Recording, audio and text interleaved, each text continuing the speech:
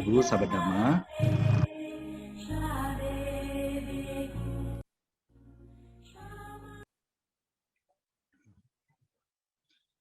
Ya, udah jam 7:30.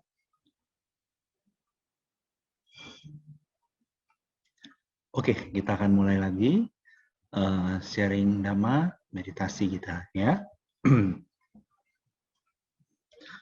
Ya Bapak Ibu sahabat Dhamma, kalau misalnya ada pertanyaan silakan ketik aja di kolom chat, nanti kita akan diskusikan ya.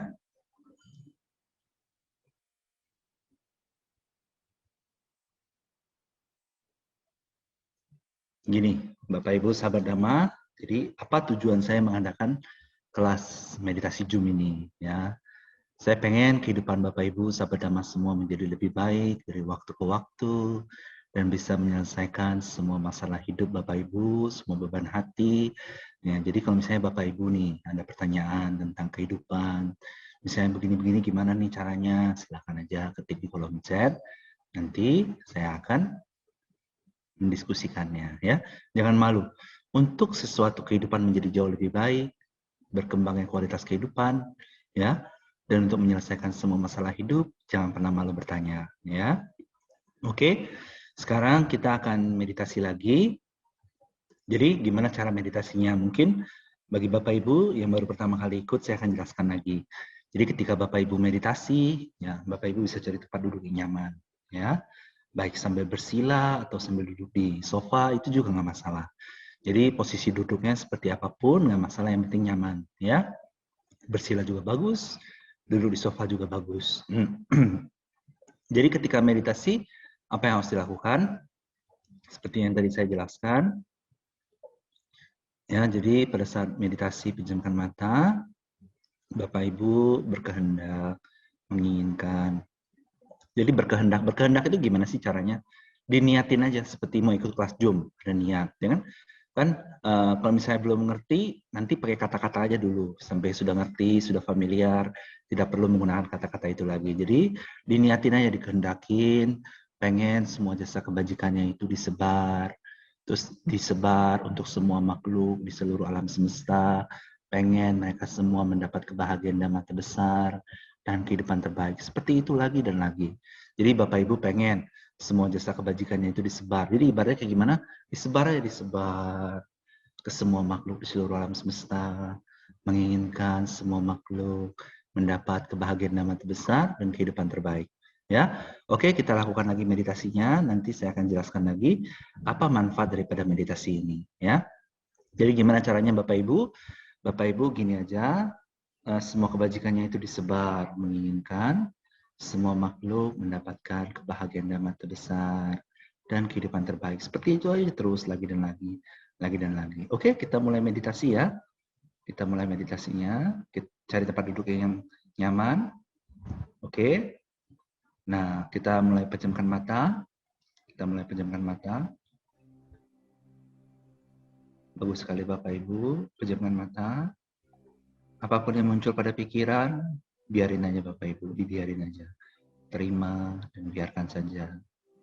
Ya, diterima dan dibiarkan saja. Bapak Ibu munculin kehendak, menginginkan semua kebajikannya disebar. Terus Bapak Ibu seperti itu. Jadi semua kebajikannya disebar lagi dan lagi. Menginginkan semua makhluk mendapat kebahagiaan damai yang terbesar. Terus seperti itu Bapak Ibu. Semua kebajikan Bapak Ibu disebar, menginginkan semua makhluk mendapatkan kebahagiaan damai terbesar. Jadi Bapak Ibu bisa sambil membayangkan semua kebajikannya disebar, pengen semua makhluk mendapat kebahagiaan damai yang terbesar. Terus seperti itu lagi dan lagi. Lagi dan lagi. Terus saja seperti itu Bapak Ibu, semua kebajikannya disebar, kehendak menginginkan semuanya kebajikannya disebar, agar semua makhluk mendapat kebahagiaan damai terbesar. Terus ya, apapun yang terjadi pada pikiran dibiarkan saja, terima dan biarkan saja. Terus berkehendak menginginkan semua kebajikannya disebar, semua makhluk di seluruh alam semesta, menginginkan mereka semua mendapat kebahagiaan damai yang terbesar. Terus seperti itu Bapak Ibu. Bapak Ibu berkehendak menginginkan semua kebajikannya disebar terus untuk semua makhluk di seluruh alam semesta, supaya mereka mendapat kebahagiaan damai yang terbesar. Terus seperti itu Bapak Ibu, kehendak menginginkan semua kebajikannya disebar agar semua makhluk mendapat kebahagiaan damai yang terbesar. Terus seperti itu lagi dan lagi.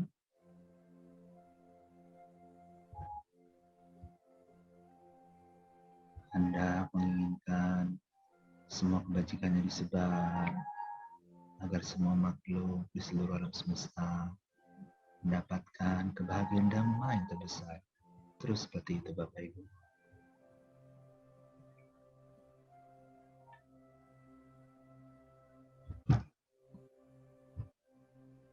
Terus kehendak menginginkan semua kebajikannya disebar. Terus Bapak Ibu menginginkan mereka semua mendapat kebahagiaan damai yang terbesar.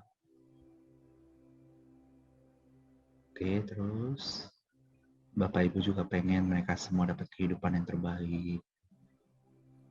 Terus seperti itu, kehendak menginginkan semua kebajikannya disebar agar semua makhluk mendapat kebahagiaan damai yang terbesar serta kehidupan yang terbaik untuk mereka semua.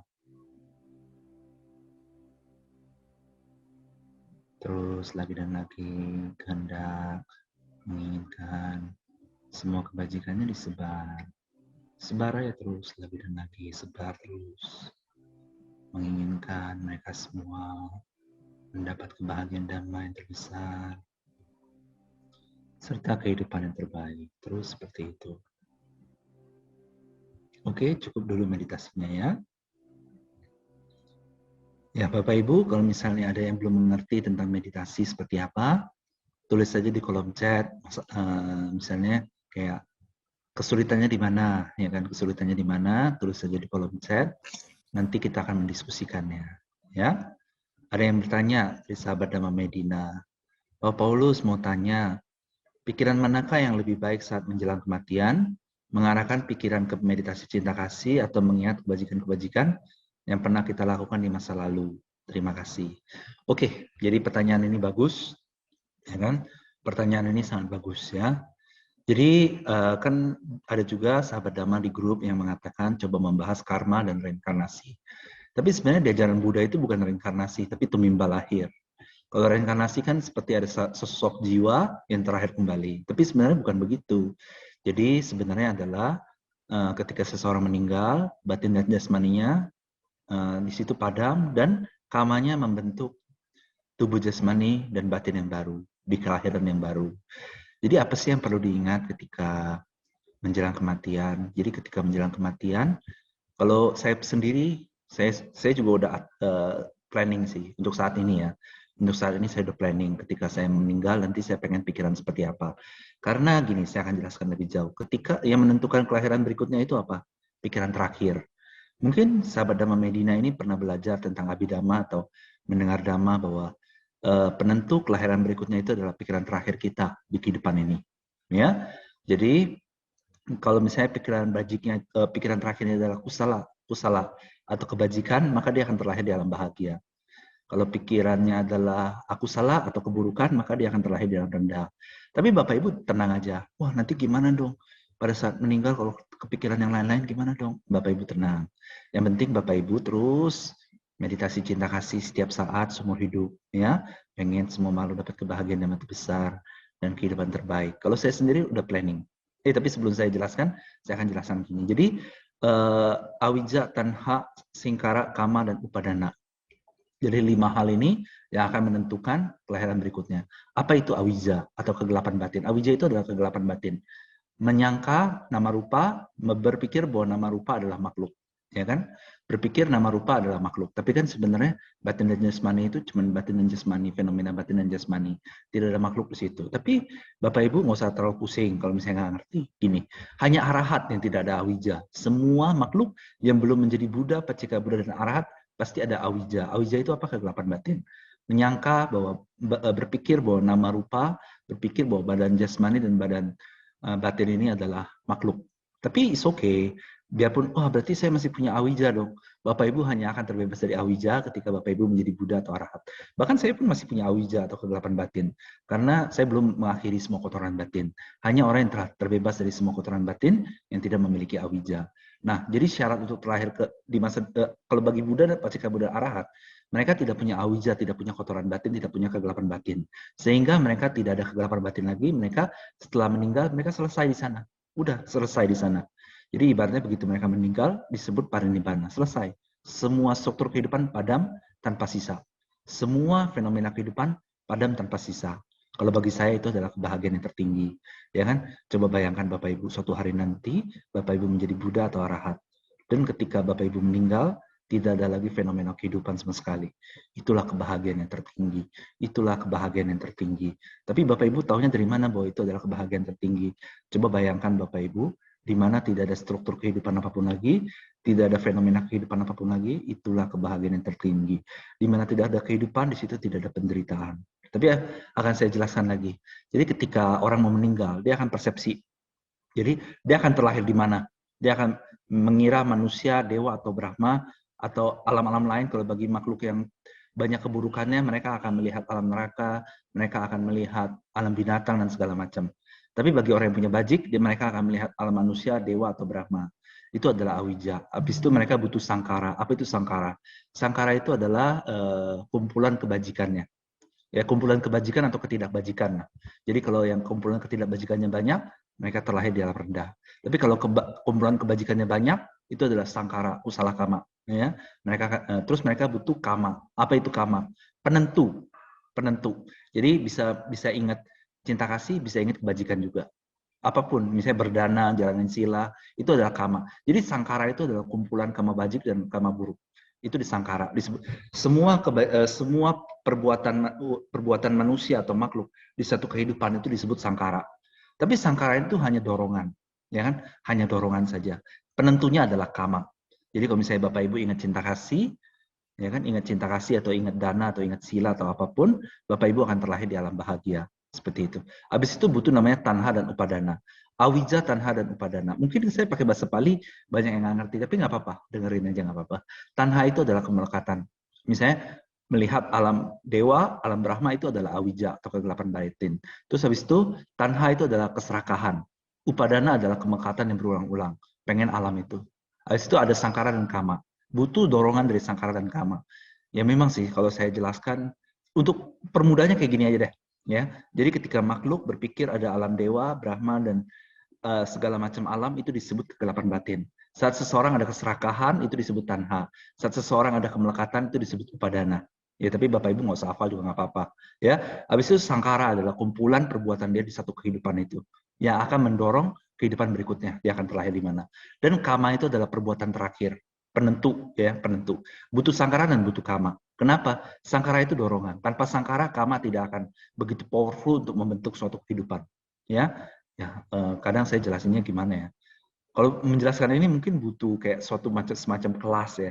Kelasnya tapi nggak boleh online. Ini kalau dijelaskan secara online ini nggak bagus terus terang. Takutnya orang salah paham. Terus terang, makanya kenapa di online itu saya jarang ngajarin saya jarang sharing yang rumit-rumit, yang butuh pemikiran keras, jarang. Saya biasanya yang simpel-simpel aja supaya orang mengerti. Ya kan?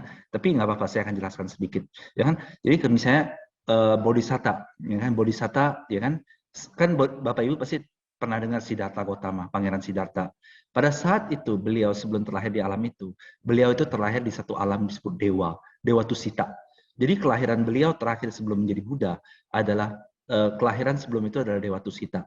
Jadi ketika beliau mau meninggal, beliau mengambil objek cinta kasih. Beliau pengen semua makhluk bahagia, ya kan, mendapatkan kebahagiaan dan mata besar. Itu adalah objek terakhir sebelum beliau meninggal, ya kan. Jadi kalau mau dibilang ketika orang meninggal dengan cinta kasih, itu karma bajiknya besar sekali, besar sekali. Apalagi kalau Bapak Ibu nanti di penghujung kehidupan sambil meditasi, misalnya ya ini anggap aja lah, sambil rebahan menanti ajalnya tiba. Ya ini anggap aja, pasti kan kita semua pasti meninggal suatu hari. Ini suatu hari di masa depan, jadi nggak apa-apa ya kan. Jadi pada saat sebelum meninggal, Bapak Ibu konsentrasi, pengen semua makhluk mendapat kebahagiaan dan terbesar. Bapak Ibu akan terlahir, kalau terlahir menjadi manusia, Bapak Ibu akan terlahir jadi manusia yang superior, sangat bijaksana. Kalau Bapak Ibu terlahir menjadi dewa, Bapak Ibu akan terlahir menjadi dewa yang superior. Kalau Bapak Ibu terlahir menjadi Brahma, Bapak Ibu akan terlahir menjadi Brahma yang superior. Nah, mengingat kebajikan itu penting juga, tapi jadikan itu sangkara saja, jangan jadikan kama. Kalau sangkara kan kumpulan perbuatan, ya kan? Bapak Ibu boleh ingat juga semua kebajikannya, tapi Bapak Ibu fokus ke kamanya itu adalah cinta kasih. Bapak Ibu bisa pilih habis itu, mau manusia, dewa atau Brahma. Tinggal pilih aja. Ya, seperti itu. Sebentar. Nah, ada yang bertanya lagi dari sahabat Dhamma, ya. Sebelum meninggal saya dengarkan Karana Metta Sutta untuk ayah saya. Apakah hal tersebut cukup? Saya kan tidak tahu apa pikiran terakhir yang dia pikirkan. Oh, bagus, bagus sekali. Sekalipun kita tidak mengetahui pikiran orang lain saat meninggal, tapi kita harus berusaha yang terbaik mengkondisikannya. Kita harus berusaha terbaik mengkondisikannya. Nah, setelah meninggal, tetap jangan lupa pelimpahan jasa terus. Tapi kalau dia meninggal dengan mendengar Karana Metta Sutta, ya kan saya yakin sekali pasti alam dewa atau Brahma atau paling dikit alam manusia, paling sedikit ya. Jadi pada saat nenek saya mau meninggal, mungkin saya lupa lah, 6 bulan lebih yang lalu lah, saya lupa bulannya apa. Ya mungkin bulan Oktober tahun lalu kali ya. Ya kan? Nah, jadi pada saat itu saya baca Patana dan Sutta lain. Jadi saya baca Patana, baca. Habis itu pada saat terus habis itu saya bilang sama papa saya, kan saya mau pulang pas itu, Pak, dengerin Patana dari Paretta Sayadaw Urewata. Karena Sayadaw Urewata paritanya bagus, enak didengar. Jadi saya dengarkan, jadi saya bilang sama papa saya, bilang, Pak, dengarkan Parita Patana. Habis itu setelah Parita Patana selesai, bertepatan dia meninggal pada saat itu. Nah, terus ada orang-orang yang melihat jasad nenek saya mengatakan, neneknya kayak bukan seperti mayat, seperti orang lagi tidur, seperti ya kan dia bilang dia nggak pernah melihat mayat seperti ini, ya kan? Itu saya yakin sekali pasti dia terlahir dalam bahagia, ya kan? Sebenarnya Bapak Ibu juga bisa tahu almarhum itu terlahir di alam mana. Tapi saya nggak begitu mau ngajarin, kenapa? Karena takutnya jadi ilusi, ya kan? Takutnya orang berpikir, wah dia terlahir di alam ini ilusi. Tapi yang pasti Bapak Ibu cinta kasih terus, suatu hari ketika kemampuan batin ini muncul sendiri, Bapak Ibu akan ngerti mereka terlahir di mana. Tapi ya sebenarnya nggak usah terlalu dikejar lah. Jadi jangan terlalu dikejar. Tapi kalau Bapak Ibu pengen mendapatkan kemampuan batin untuk melihatnya ini, saya sharing sedikit lah. Ya, caranya adalah Bapak Ibu cinta kasih terus setiap saat.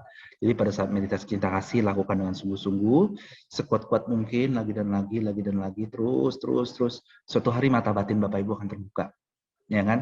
Nah, jadi bagi sanak famili yang telah meninggal, kita punya tanggung jawab apa? Pelimpahan jasa terus. Ya, jadi setiap kali Bapak Ibu meditasi cinta kasih, 10 menit, 20 menit, 30 menit, sudah selesai pelimpahan jasa. Seperti itu ya. Jadi jangan khawatir seperti itu ya. Oke, saya akan jelaskan lagi. Untuk kalau Bapak Ibu yang ada yang baru pertama kali ikut meditasi ini dan belum mengerti tentang meditasinya, atau misalnya Bapak Ibu yang sudah pernah ikut tapi masih belum mengerti, tanya aja di kolom chat, nggak apa-apa. Apapun pertanyaannya nggak masalah Bapak Ibu ya. Nah, jadi kita meditasi lagi ya Bapak Ibu. Pas meditasi, nanti Bapak Ibu cukup pejamkan mata aja, nanti saya bimbing. Yang pasti Bapak Ibu cuma perlu berpikir seperti ini. Semua kebajikannya disebar untuk semua makhluk di seluruh alam semesta, mengharapkan mereka mendapat kebahagiaan dhamma terbesar dan kehidupan yang terbaik. Seperti itu lagi dan lagi, seperti itu aja ya. Oke, kita meditasi 5 menit ya. Oke, kita pejamkan mata sama-sama semuanya. Ya Bapak Ibu, pikiran apapun yang muncul, terima dengan lapang dada dan biarkan saja. Biarkan saja Bapak Ibu. Terus kehendak, menginginkan semua kebajikannya disebar, agar semua makhluk mendapat kebahagiaan dhamma terbesar dan kehidupan yang terbaik. Terus seperti itu Bapak Ibu, kehendak, menginginkan semua kebajikannya disebar, mengharapkan semua makhluk di seluruh alam semesta mendapatkan kebahagiaan dhamma terbesar. Terus ya, Bapak Ibu pengen semua makhluk dapat kebahagiaan dhamma terbesar dan kehidupan terbaik, ya. Kehendak menginginkan semua kebajikannya disebar, terus disebar terus, mengharapkan semua makhluk mendapatkan kebahagiaan dhamma yang terbesar dan kehidupan yang terbaik. Terus seperti itu Bapak Ibu, hendak menginginkan semua kebajikan yang disebar agar semua makhluk mendapatkan kebahagiaan dhamma yang terbesar dan kehidupan yang terbaik. Terus seperti itu Bapak Ibu.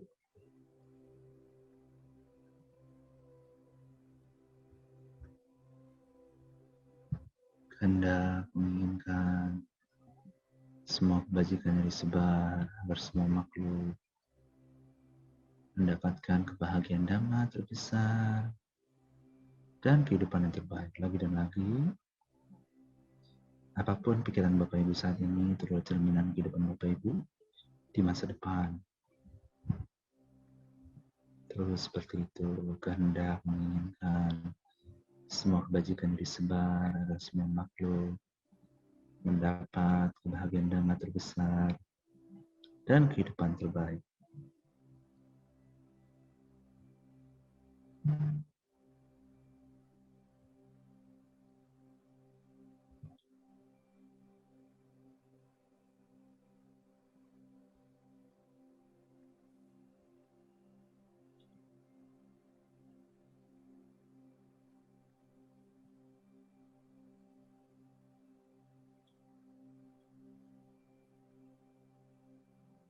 Hendak menginginkan semua kebajikannya disebar agar semua makhluk mendapatkan kebahagiaan dhamma terbesar dan kehidupan yang terbaik.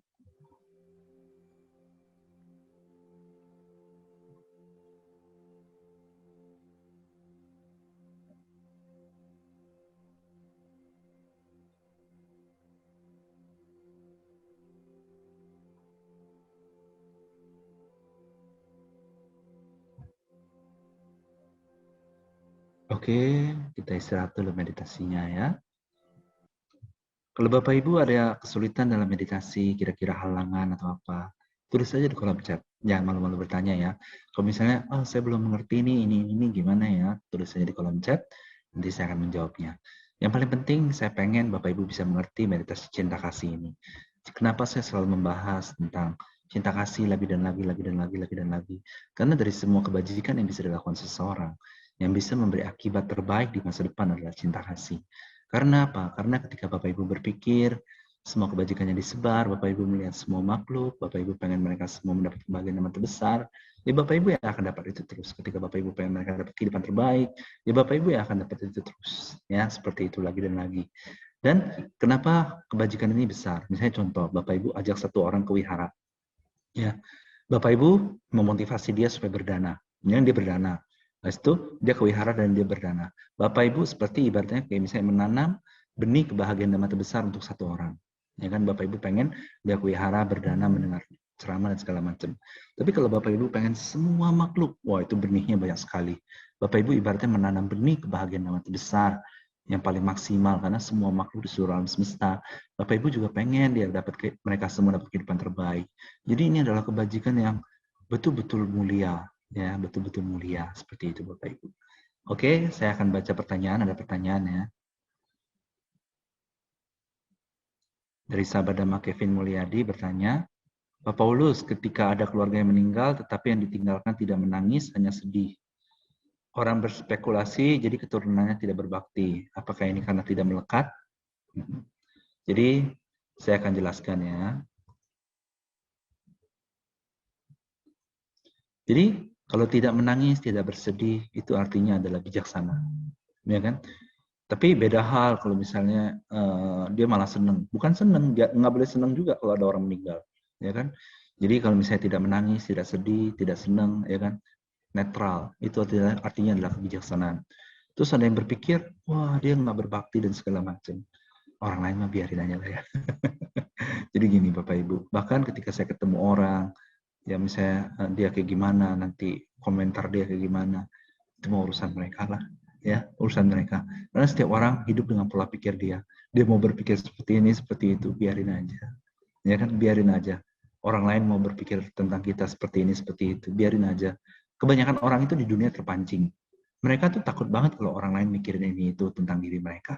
Jadi misalnya contoh, misalnya ada orang takut, wah nanti dia pikir saya ini orang seperti ini, seperti itu, seperti ini, seperti itu. Dia menikmati komentar dari orang lain. Dia menikmati komentar buruk dari orang lain.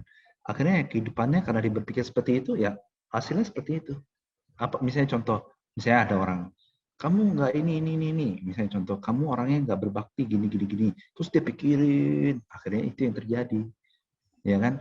Nah, ketika dia bilang itu, ketika dia menuduh hal seperti itu, padahal kenyataannya bukan, ya nanti dia yang jadi anak yang tidak berbakti, seperti itu. Jadi sebenarnya tidak menangis, tidak bersedih itu bagus, ya netral aja, netral, ya kan? Ketika nenek saya meninggal, sekitar bulan Oktober kalau nggak salah ya, Oktober tahun lalu. Sedikit pun rasa sedih, kehilangan tidak ada sama sekali. Air mata juga tidak muncul. Kenapa? Karena saya sudah melakukan yang terbaik untuk dia, ya kan, untuk nenek saya. Saya baca berita, segala macam. Itu dan saya yakin ada yang terakhir di alam bahagia. Coba, ya kan, berbakti itu caranya bukan menangis, tapi caranya adalah membantu dia untuk mengenal dhamma dan terakhir di alam bahagia. Itulah yang disebut berbakti. Tapi gini Bapak Ibu, saya akan sharing lebih jauh lah. Kebanyakan orang itu terlalu mikirin pendapat orang lain tentang dirinya, ya. Jadi Buddha pernah mengatakan seperti ini. Apa yang orang tidak bijaksana pikirkan dan tanggapi tentang diri kita, nggak usah dipikirin. Tidak terlalu penting. Apa yang orang tidak bijaksana pikirkan tentang diri kita, itu tidak terlalu penting. Apa yang mereka pikirkan, ucapkan kepada kita, itu tidak terlalu penting. Yang lebih penting adalah apa yang orang bijaksana pikirkan dan ucapkan kepada kita. Jadi apa yang orang tidak bijaksana itu, biarin aja. Ya, seperti itu Bapak Ibu ya. Oke, kita akan melakukan meditasi lagi. Kalau Bapak Ibu ada pertanyaan tentang apapun, silakan aja. Tujuan saya mengadakan kelas Zoom ini satu, saya pengen peserta itu Bapak Ibu sahabat Dhamma kehidupannya menjadi lebih baik dengan cinta kasih. Karena banyak orang itu hidupnya penuh penderitaan, ya kan? Kayak misalnya contoh tadi siang, ya kan? Tadi sekitar siang atau sore, saya lagi di balkon rumah saya, lagi di depan rumah lah, di halaman gitu. Terus saya mendengar ada orang ribut-ribut, yang ribut ini ribut itu sampai suaranya keras banget gitu. Terus pas saya mendengar itu, batin saya sedikit nggak enak, tapi ya udahlah, saya terima, lalu saya cinta kasih terus. Jadi kebanyakan orang itu hidupnya penuh penderitaan. Ya, mereka karena menderita melampiaskan amarah mereka kepada orang lain, melampiaskan kesedihan mereka, kekecewaan mereka. Jadi pada saat saya tadi mendengar itu sedikit sih tadi batin saya agak terguncang dikit, kayak wah ini suram banget suasananya ya. Padahal saya nggak ikut apa yang mereka ribut-ributkan, ya kan? Kayak di halaman di depan rumah saya sih seperti itu. Padahal saya nggak ikut apa yang mereka ributkan, tapi getaran emosi dan itunya berasa sedikit. Habis itu ya udah, saya nggak mau dengerin, maka saya masuk rumah saya. Itu saya nggak dengar lagi.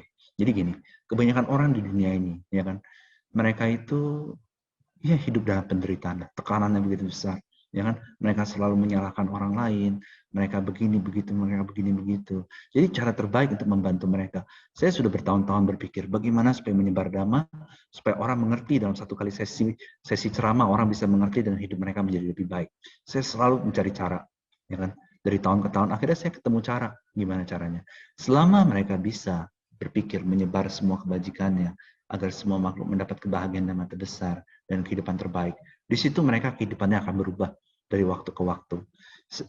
Saya senang ceramah dhamma, tapi kalau misalnya mereka habis dengar ceramah dhamma, habis itu pulang nggak tahu apa-apa, habis itu kembali lagi kebiasaan yang lama, saya kurang happy terus terang. Tapi saya lebih happy kalau misalnya setelah mendengar ceramah, habis itu mereka bisa cinta kasih setiap saat, setiap kali mereka ada beban hidup, mereka bisa hadapi dengan meditasi, habis itu masalah hidup mereka selesai, masalah hidup mereka ini saya senang, ya kan, supaya hidup mereka berubah menjadi jauh lebih baik. Jadi kalau Bapak Ibu sahabat Dhamma ada masalah apapun tentang hidup atau kurang mengerti tentang meditasi, silakan tanyakan saja, ya. Oh ya, ada pertanyaan lagi dari sahabat Dhamma Nungki. Saya coba baca dulu ya. Pak Paulus, bagaimana perbedaan fungsi dan manfaat dari meditasi cinta kasih dengan meditasi anapanasati atau vipassana? Apakah ada perbedaan khusus fungsi, manfaat, dan dari masing-masing bentuk meditasi? Oke, pertanyaannya bagus sekali. Jadi, kalau anapanasati itu bagus, terus terang, meditasi pernafasan. Tapi saya nggak bisa bawa dalam kelas Zoom. Kenapa? Mungkin suatu hari saya akan adakan, tapi khusus mereka yang sudah benar-benar ngerti cinta kasih. Karena gini, bahkan jangankan lewat online, bahkan ketemu aja. Kalau ketemu saya bisa lah, saya yakin. Karena kalau ketemu kan ngobrol-ngobrol, apa masalah dia saya bisa selesaikan dengan cepat. Ya kan? Tapi kalau online, masalah dia apa ini? Karena untuk melihat napas itu butuh kebijaksanaan. Ya, nafasnya seperti apa, gini-gini halus atau kayak gimana, butuh kebijaksanaan. Tapi kalau mereka yang punya cinta kasih, sangat mudah untuk bisa melihat nafas. Jadi fungsi daripada meditasi pernafasan adalah ketenangan, terus terang ketenangan, kedamaian, ya kan? Kalau cinta kasih adalah kebahagiaan. Tapi untuk mendapat ketenangan, anapanasati lebih mudah, ya kan? Vipassana, kenapa saya tidak sharing vipassana? Vipassana itu bukan sesuatu yang mudah untuk di-sharing. Jangankan online, offline aja sulit, susah. Jadi gini, ketika orang mau meditasi vipassana itu apa sih syaratnya? Banyak orang yang mengatakan asal sadar, jalan, maju kaki kiri, sadar. Maju kaki kanan, sadar. Itu saya ngomongnya terus terang ya, itu bukan vipassana. Totally bukan vipassana. Totally itu sama sekali bukan vipassana. Saya ngomongnya terus terang. Saya cuma bilang itu kenyataannya, itu bukan vipassana. Ketika ada sakit di badan lalu orang berpikir sakit, itu totally bukan vipassana. Vipassana itu apa sih? Syarat untuk melihat melatih vipassana itu adalah ketika seseorang pejamkan mata, dia bisa lihat partikel, ya kan, partikel di seluruh tubuh jasmani dia, ya kan, partikel ini apa sifatnya apa, terus batin, pada saat dia lagi marah dia tahu batinnya itu seperti apa, pada saat dia lagi kusala dia tahu batinnya seperti apa, dia lihat batinnya yang saling muncul dan tenggelam setiap saat, ya kan. Vipassana itu sesuatu yang sangat dalam, tidak bisa dibahas dengan online, tidak bisa sama sekali, ya, kecuali dia udah ngerti. Kalau dia udah ngerti bisa pakai online bisa, tapi kalau dia nggak ngerti nggak akan bisa, ya kan. Jadi kenapa saya memutuskan untuk sharing meditasi cinta kasih? Pertama, ini yang paling mudah untuk di sharing. Kedua, ini bermanfaat sekali untuk kehidupan, karena dengan cinta kasih seseorang hidupnya akan bahagia dan bisa membuat banyak orang hidupnya bahagia. Jadi kenapa banyak orang mengira dengan dia duduk itu terus dia tahu sakit, sadar itu vipassana. Totally itu bukan vipassana. Totally. Saya katakan sekali lagi, itu bukan vipassana. Apakah ada manfaat? Ya karena itu bukan ajaran Buddha, ya manfaatnya bukan sesuai ajaran Buddha ya, tapi mungkin manfaat adalah sedikit-sedikit ya. Oke, pertanyaan lain saya baca dulu. Dari sahabat Damarudi. Pak Paulus, ketika orang lain yang berbuat curang sama kita, bagaimana harus kita hadapi? Oke, pertanyaan-pertanyaan seperti ini saya suka. Jadi kalau Bapak Ibu punya masalah hidup atau apapun terjadi dalam kehidupan, pengen diskusikan, boleh. Jadi ketika orang curang sama kita, gimana? Jadi gini, hadapinya ya. Jadi saya akan kasih banyak contoh. Misalnya contoh, ada karyawan, misalnya sesama karyawan yang lain kayaknya pengen curangin kita. Atau misalnya bisnis, ada orang pengen nipu kita. Atau misalnya kita buka bisnis, karyawan kita pengen curang. Gimana cara hadapi itu semua? Ya gini, kalau secara saya menjalani hidup adalah saya terus cinta kasih. Saya nggak mau khawatir, ya kan? Wah si ini curang ya, si ini curang ya. Saya nggak mau. Ya kan, saya nggak mau berpikir seperti itu. Saya terus meditasi, tapi mereka yang curang sama kita suatu hari, mereka akan pergi dari kehidupan kita. Cepat atau lambat. Kalau kita terus cinta kasih, saya akan kasih tahu aja gambaran besarnya. Dewa-dewa dan Brahma-Brahma akan melindungi. Dan mereka akan menjauhkan kita dari orang-orang yang curang tersebut. Dengan cara nanti dewa-dewa bisa bantu, bisa atur. Jadi gini Bapak Ibu, mungkin Bapak Ibu meditasi cinta kasih terus, itu sebenarnya nggak bisa dianggap remeh. Nih ya, sebenarnya Dewa dan Brahma yang melindungi orang yang punya cinta kasih, itu jumlahnya banyak banget, jutaan, miliaran. Ya, jadi Bapak Ibu nggak usah khawatir dicurangin. Ya rugi-rugi dikit toleransi lah. Namanya hidup ada untung ada rugi, ya kan? Ada untung ada rugi. Itu adalah salah satu dari 8 angin dunia. Selama masih bisa ditoleransi, biarin aja. Ya kan? Nah, tapi dewa-dewa Brahma-Brahma akan melindungi Bapak Ibu. Bahkan seorang Buddha yang maha sempurna, ya kan? Masih sakit punggung, ya kan? Masih sakit kepala, jempolnya masih dilukai dewa data, masih ada hal-hal seperti itu terjadi. Apalagi kita, ya, yang belum sempurna, ya kan? Ya kan? Apalagi kita yang bukan Buddha atau Arahat. Nih, jadi hadapi aja. rugi-rugi dikit nggak masalah. Jangan terlalu dipikirin. Jadi kebanyakan orang itu, kenapa sih mereka itu hidupnya itu penuh dengan penderitaan. Jadi gini, ketika mereka rugi dikit, menderita dikit, mereka melekat pada kondisi itu.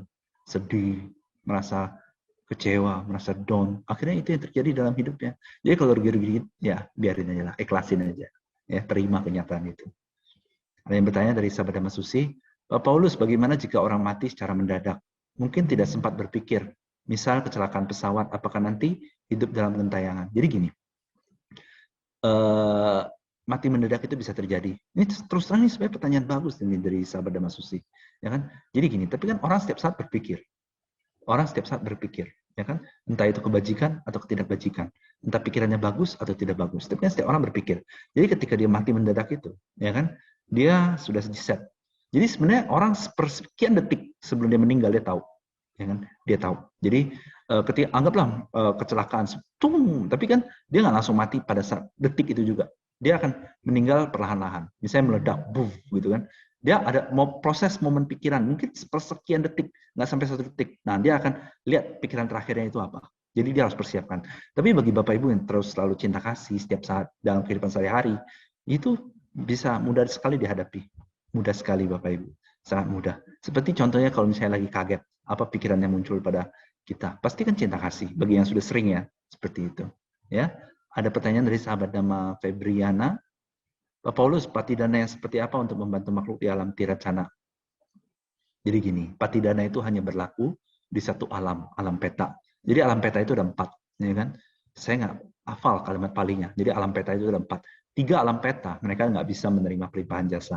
1 alam peta bisa menerima pelimpahan jasa. Jadi bagaimana caranya patidana seperti apa ya untuk membantu makhluk? Jadi kalau misalnya peta itu kan, satu macam peta itu yang hidup itu, tapi saya bisa kasih tahu 4 peta itu apa aja. Cuman bahasa palingnya aja saya lupa. 1 peta yang hidup dengan memakan kotoran manusia atau binatang. Lendir, segala macam kotoran, 1. 2, peta yang memiliki mulut sebesar jarum. Dia nggak bisa menerima pelimpahan jasa itu. Dia selalu lapar. Peta yang selalu terbakar karena keserakahan. Dan 1 lagi, peta yang bisa menerima pelimpahan jasa. Ini seperti kebanyakan hantu yang ada di rumah-rumah. Ya kan? Jadi bagaimana caranya Bapak Ibu bisa berdana ke sangga. Berdana ke sangga itu bagus. Kalau Bapak Ibu tujuannya adalah patidana, saran saya adalah berdana kepada sangga. Ya kan? Sangga itu adalah 4 biku atau lebih. Pada saat itu Bapak Ibu berpikir berdana kepada sangga. Kalau Bapak Ibu mau berdana kepada sangga, ada tuh yayasan di Medan, namanya Dhammadayada, ya kan? Dhammadayada. Bukan yayasan kita, tapi yayasan yang lain. Jadi dia membuka kesempatan berdana pada sangga. Cari tahu aja infonya, Dhammadayada, dana sangga. Tanya aja adminnya, nanti dikasih tahu. Berdana misalnya contoh 50.000 atau 100.000 atau 20.000, 10.000 juga nggak apa-apa. Goceng kan nggak bisa transfer ya, 10.000 minimal. Habis itu setelah dana, terus pelimpahan jasa. Dananya anggap aja ini berdana kepada biku sangga, baik makanan, tempat tinggal, semua kebutuhan para biku sangga. Habis itu limpahan jasa. Pengen kebajikan ini disebar untuk semua makhluk di seluruh alam semesta mendapat kebahagiaan yang terbesar dan kehidupan terbaik, dan semua makhluk peta supaya mendapatkan makanan dan kebutuhan, dan semua sanak famili. Seperti itu Bapak Ibu. Ya. Ada yang bertanya lagi dari sahabat Dhamma Nilawati. Kalau misalnya jawaban saya masih kurang pengertiannya, tanya lagi, nggak apa-apa ya. Jadi kalau misalnya, wah ini masih kurang nih, pengen tanya lagi, masih pengen ini, tanya aja silahkan. Ada pertanyaan dari sahabat Dhamma Nilawati. Pak, kalau tanya, Wipasana bisa melihat partikel jasmani, berarti apakah termasuk organ dalam tubuh? CC Pak Paulus. Bisa melihat organ dalam tubuh aja nggak cukup. Ya kan? Jadi melihat organ dalam tubuh itu adalah 32 bagian tubuh. Itu belum Wipasana, itu masih samanta bawana. Itu hanya konsentrasi. Partikel itu jauh lebih kecil. Partikel itu triliun-triliun kali lebih kecil daripada sebuah debu yang melayang di udara. Tidak bisa dilihat mata biasa. Hanya bisa dilihat mata batin. Tapi mungkin suatu hari setelah saya ada rencana sih terus terang, setelah corona ini berakhir, saya pengen bangun beberapa tempat meditasi. Habis itu bukan hanya cinta kasih yang saya pengen ajarkan, pengen saya sharingkan ya. Wipasana pun saya pengen. Tapi kalau Wipasana itu wajib harus face to face. Sulit sekali untuk online, itu sulit. Kecuali dia udah ngerti. Dia udah ngerti, habis itu dibahas secara online. Kalau mau online juga mungkin butuh 10, 20, 30 pertemuan pun belum tentu cukup. Ya. Nah, seperti itu. Dari sahabat Dhamma Edi lain, meditasi apakah boleh menggunakan lagu instrumen? Nah, seperti di kelas Zoom kita ada sedikit aja supaya apa sih sebenarnya? Karena gini, kadang Kalau pada saat pemula, kadang kalau misalnya terlalu hening, mereka kadang bosen. Ya kan, jadi sedikit aja, jangan terlalu banyak, sedikit aja, sedikit aja. Yang penting kayak muncul gitu aja, supaya apa? Supaya ada nggak bosen aja gitu. Tapi kalau misalnya tanpa musik pun itu lebih bagus sebenarnya. Terus terang itu lebih bagus. Tapi kenapa saya pasang sedikit lah supaya nggak bosen? Ya kan mungkin kebanyakan pemula seperti itu. Dari sahabat Damasusi ada pertanyaan lagi. Pak Paulus, apakah setiap manusia mempunyai warna aura atau orang-orang tertentu saja? Jadi itu sebenarnya bukan aura, ya. Jadi warna yang muncul itu sebenarnya bukan aura. Aura itu adalah bahasa di luar ajaran Buddha. Jadi sebenarnya itu adalah apa? Itu adalah cahaya yang keluar dari badan seseorang, ya. Jadi dia ada warnanya masing-masing tergantung dari pikirannya apa. Itu bukan aura sekali lagi. Jadi bagi orang yang punya mata batin, mereka bisa melihat cahaya orang lain, ya.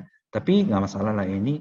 Yang penting saya nggak akan membahas ini terlalu jauh, ya. Tapi pancaran cahaya Buddha itu bisa menyebar ke 10.000 alam semesta. Kenapa? Karena Buddha sempurna. Batin beliau sempurna, penuh cinta kasih, sempurna lah. Beliau adalah maha sempurna. Ya, ada pertanyaan lagi? Pak Paulus, setelah ayah saya meninggal, saya banyak merasa kurang begini, kurang begitu. Lalu saya alihkan pikirkan dia sudah terlahir di alam lain. Saya tetap melakukan pelimpahan jasa. Apa sudah cukup? Ini pertanyaan yang bagus. Bagi Bapak Ibu yang pengen berbakti pada orang tuanya, tapi orang tuanya sudah almarhum atau yang masih hidup, saya akan sharing. Saya akan sharing ya. Jadi gimana caranya? Jadi Bapak Ibu bisa sambil meditasi. Habis itu pengen semua jasanya disebar agar semua makhluk mendapat kebahagiaan dan terbesar dan kehidupan terbaik. Habis itu bisa sambil bercita-cita.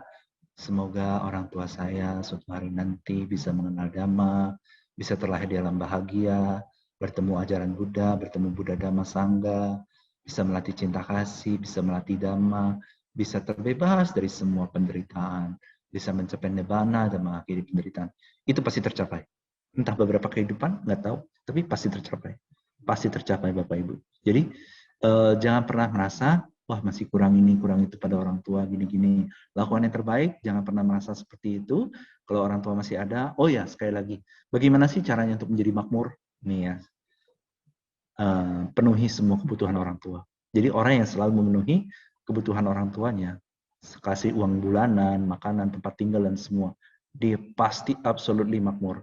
Tapi saya pernah lihat orang, dia mengambil uang orang tuanya, mengambil rumah orang tuanya demi kepentingan dia pribadi. Hidupnya itu kacau balau, betul-betul kacau balau.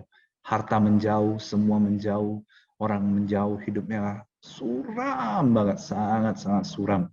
Sangat-sangat suram. Tapi kalau Bapak Ibu bisa berdana untuk orang tua, memberikan kepada orang tua, membuat orang tua bahagia. Habis itu apalagi jasa terbesar itu apa Bapak Ibu? Bagaimana cara berbakti yang terbesar pada orang tua? Caranya adalah Bapak Ibu meditasi cinta kasih sambil berpikir pengen suatu hari nanti orang tuanya bisa terlahir di alam bahagia, bertemu Buddha Dhamma Sangha, mengenal ajaran Buddha Dhamma Sangha, berlatih ajaran Buddha Dhamma Sangha, dan mencapai nibbana, terbebas dari semua penderitaan, bisa melatih cinta kasih, bisa mendapatkan kehidupan terbaik, dan terbebas dari penderitaan. Itu luar biasa.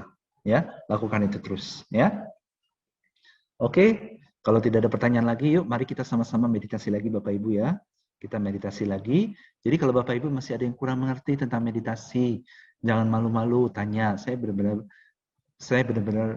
berharap Bapak Ibu itu benar-benar bisa meditasi cinta kasih setiap hari, setiap saat, kapanpun ya. Supaya apa? Supaya beban hidup itu jauh lebih berkurang. Jadi kalau Bapak Ibu masih ada yang kurang mengerti tentang meditasi cinta kasih, jangan malu-malu bertanya. Misalnya tanya aja, ini gimana? Kalau begini gimana? Kalau begini gimana? Gitu. Tanya aja, is okay. Ya, oke, kita mulai meditasi kita lagi ya. Sebentar minum dulu ya, sorry.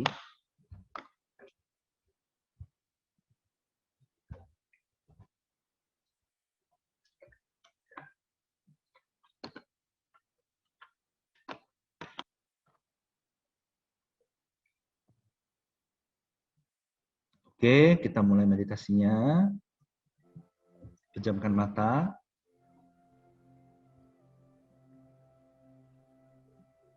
Oke. Apapun pikiran yang muncul Bapak Ibu, terima dengan lapang dada. Biarkan saja Bapak Ibu, apapun pikiran yang muncul, terima dengan lapang dada, dibiarkan saja, diabaikan saja. Terus seperti itu, abaikan saja Bapak Ibu. Munculkan kehendak, menginginkan semua kebajikannya yang besar disebar. Terus semua kebajikannya disebar, Bapak Ibu. Semua kebajikannya disebar. Menginginkan semua makhluk seluruh alam semesta mendapat kebahagiaan damai yang terbesar dan kehidupan yang terbaik. Terus seperti itu Bapak Ibu. Kehendak menginginkan semua kebajikannya disebar agar semua makhluk di seluruh alam semesta mendapatkan kebahagiaan damai terbesar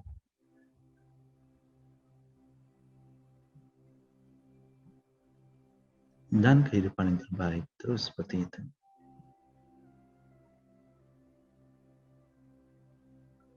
Kehendak menginginkan semua kebajikannya disebar agar semua makhluk di seluruh alam semesta mendapat kebahagiaan damai terbesar dan kehidupan yang terbaik. Terus seperti itu lagi dan lagi Bapak Ibu. Apapun yang Bapak Ibu pikirkan, itu adalah cerminan kehidupan di masa depan. Terus kehendak inginkan semua kebajikannya disebar agar semua makhluk di seluruh alam semesta mendapat kebahagiaan damai yang terbesar dan kehidupan yang terbaik. Terus seperti itu Bapak Ibu lagi dan lagi.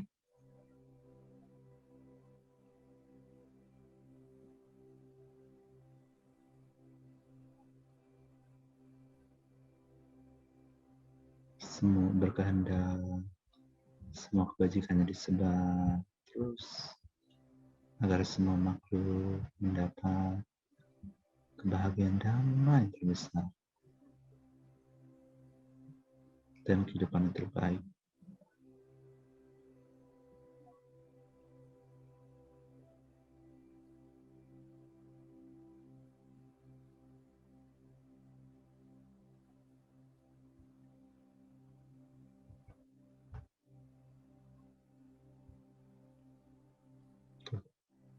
Kehendak menginginkan semua kebajikannya disebar agar semua makhluk mendapat kebahagiaan damai terbesar dan kehidupan yang terbaik. Terus seperti itu Bapak Ibu. Bapak Ibu bisa sambil mikirin cita-cita.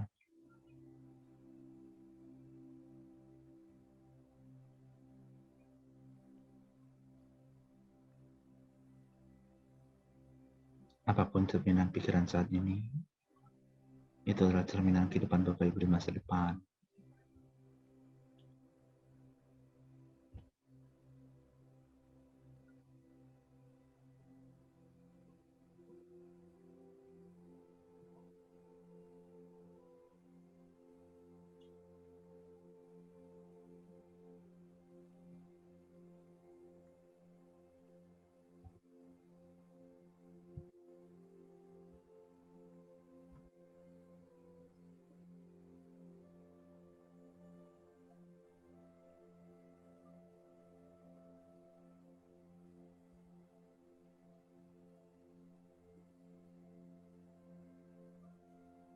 Oke, cukup meditasinya.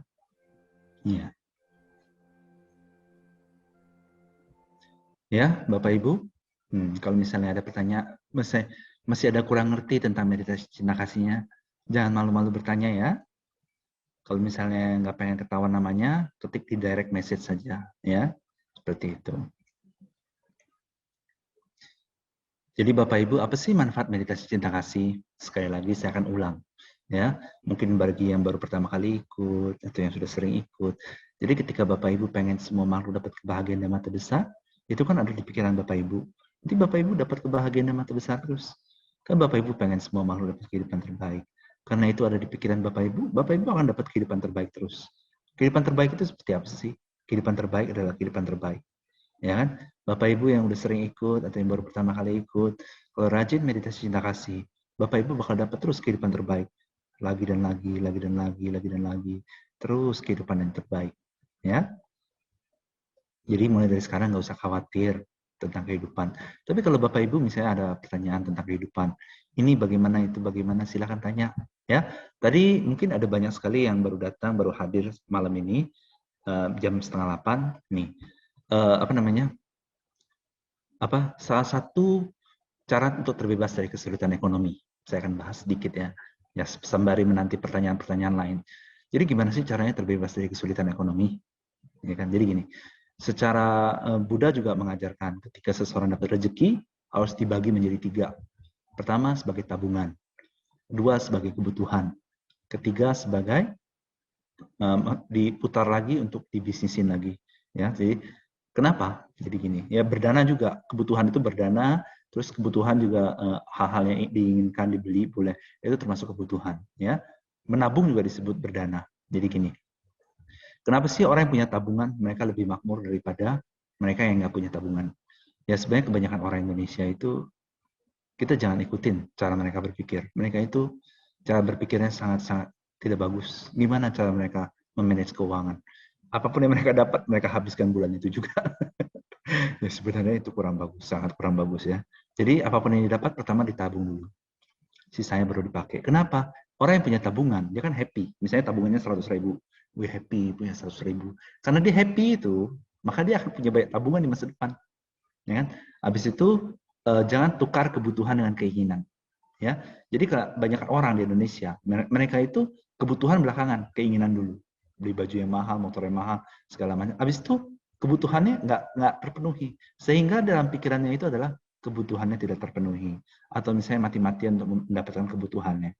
Sehingga apa? Ketika dia berpikir, aduh kebutuhan saya tidak terpenuhi, itu menjadi mindset dia, dan akhirnya di masa depan ya kebutuhannya tidak terpenuhi, karena dia menukar kebutuhannya dengan keinginannya. Ya, keinginan boleh, bukan sama sekali nggak boleh. Begitu tabung udah, kebutuhan udah, habis itu bisa berdana, habis itu baru keinginan. Ya, keinginan juga jangan terlalu besar-besar. Wow, hamburin semua pengen, nggak bagus. Kenapa? Karena orang yang terbiasa pengen semua keinginannya terpenuhi, itu adalah orang serakah. Orang seperti mereka tidak pernah puas. Tapi orang yang pernah puas itu seperti apa? Keinginan ada, penuhin sedikit-sedikit aja dari waktu ke waktu, sedikit-sedikit aja supaya happy doang, supaya happy gitu kan. Nah, kalau memenuhi sedikit keinginan untuk supaya happy doang, itu bagus. Kenapa? Jadi keinginannya di masa depan dipenuhi terus. Tapi kalau pengen ini, pengen itu, pengen ini, pengen itu, semua pengen, ya itu nggak bagus. Kenapa? Ya nggak bakal pernah ada habisnya. Tapi kalau keinginan sedikit-sedikit, misalnya pengen jalan-jalan, setahun sekali, 2 kali, 3 kali jalan-jalan, itu nggak apa-apa, itu bagus justru. Ya, jangan terlalu pelit juga sama diri sendiri. Itu bagus. Kenapa? Supaya bahagia. Supaya itu terulang lagi di masa depan. Jadi sebenarnya makmur nggak makmur itu tergantung pikiran. Ketika kebutuhan terpenuhi kan pikiran, oh kebutuhan saya dan keluarga terpenuhi. Kalau bisa orang tua juga dipenuhi ya. Orang tua juga dipenuhi. Oh kebutuhan terpenuhi. Jadi di masa depan kebutuhan juga terpenuhi. Habis itu tabung. Kenapa nabung itu bisa makmur? Karena saya punya tabungan 50.000 atau 100.000. Bahagia dengan tabungan itu. Nanti tabungannya makin lama makin banyak. Ya kan? Terus habis itu kalau orang sering boros, beli ini, beli itu, beli ini, semua pengen, akhirnya jadi apa? Akhirnya keinginannya tidak pernah tercukupi, ya kan? Nggak pernah habis. Terus berdana itu manfaatnya apa? Berdana ya, mungkin kalau Bapak Ibu penghasilannya pas-pasan, berdananya sedikit aja nggak apa-apa. Kalau misalnya berkecukupan, berdana sedikit aja, tapi wajib sebulan sekali, ya kan? Atau ke orang tua lah, minimal ke orang tua, memenuhi kebutuhan orang tua, atau misalnya ada orang butuh, danain aja. Berdana ke sangga deh, berdana ke sangga bagus. Kenapa berdana ke sangga itu bagus? Ketika Bapak Ibu berdana kepada biku sangga, itu adalah ladang berdana sangga ya, sangga dana. Itu adalah ladang paling subur menanam kebajikan, ya, karena sangga adalah putra-putri Buddha. Jadi ketika seseorang berdana kepada empat orang biku, dan ini tapi jangan anggap 4 orang biku, anggap aja sangga. Ketika Bapak Ibu berdana kepada sangga, itu ibaratnya Bapak Ibu berdana kepada semua putra-putri Buddha. Seperti itu. Jadi ibaratnya berdana kepada Buddha juga. Oh itu kebajikannya besar sekali. Sebenarnya secara dana materi, tidak ada yang lebih besar daripada berdana kepada sangga. Seperti itu ya. Ada pertanyaan, coba saya baca dulu. Jadi itu caranya kemakmuran Bapak Ibu. Ya, kemakmuran itu caranya tabung. Minimal harus ada tabung. Mau 100.000 kayak mau 200.000, minimal harus ada tabungan. Dan bahagialah dengan tabungan itu. Ya, semakin bahagia dengan tabungan itu bagus. Ya, makanya bisa makmur pelan-pelan. Ya. Terus ada pertanyaan. Pak Paulus, jika belum bisa menahan diri, Apakah sudah bijak jika kita mengambil jarak dengan objek yang dapat mengacaukan batin kita, termasuk kelompok manusia tertentu? Ya itu memang harus, itu wajib. Bukannya ini bijak, justru ini bagus banget, sangat-sangat bagus. Buddha mengatakan dalam Manggala Sutta, jangan bergaul dengan mereka yang tidak bijaksana. Bergaul hanya dengan mereka yang bijaksana. Kenapa? Kalau terlalu sering bergaul dengan orang yang tidak bijaksana, nanti itu menjadi cerminan pikiran. Bahaya, ya kan? Bahaya sekali. Kalau sering bergaul dengan mereka, melekat pada mereka, menyukai mereka, bahaya sekali terus terang. Itu bakal jadi cerminan pikiran. Tapi kalau hanya bergaul dengan mereka yang bijaksana, itu bagus. Ya, itu bakal jadi cerminan di masa depan. Tapi bagaimana di dunia ini kan banyak orang gini, susah menghindarkan masalah pekerjaan gini, gimana? Ya nggak usah bergaul. Berhubungan boleh, tapi nggak usah bergaul. Ya, beda. Tidak berhubungan, berhubungan berarti berhubungan itu bukan berarti bergaul. Bergaul itu adalah senang dengan orangnya, senang untuk berbincang-bincang dan segala macam. Tapi kalau cuma berhubungan masalah kerjaan, misalnya si bos pemarah atau karyawan lain pemarah, ini contoh doang ya. Ya udah, sekedar berhubungan tapi tidak bergaul dengan dia. Tapi Bapak Ibu mah tenang, ya. Masalah kerjaan, masalah bisnis, terus meditasi cinta kasih aja lagi dan lagi. Mungkin tadi ada Bapak Ibu yang baru ikut jam 7:30, saya akan sharing sedikit lah, ya, sharing sedikit. Mungkin Bapak Ibu yang sudah mendengar, boleh mendengar lagi. Jadi gini, sekitar beberapa lama yang lalu, ya kan, saya kan dulu belum terbiasa olahraga. Tapi kadang saya pengen olahraga tapi saya males, ya kan? Kadang saya males, ya kan. Akhirnya ya udah, saya meditasi.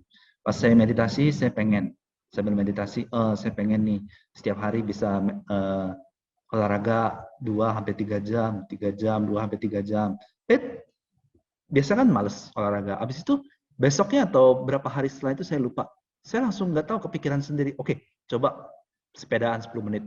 Ya kan? Sepedaan. Begitu 10 menit, 20 menit. Belum capek, udah 30 menit. Sampai 1,5 jam. Seperti itu. 1 jam atau 1,5 jam.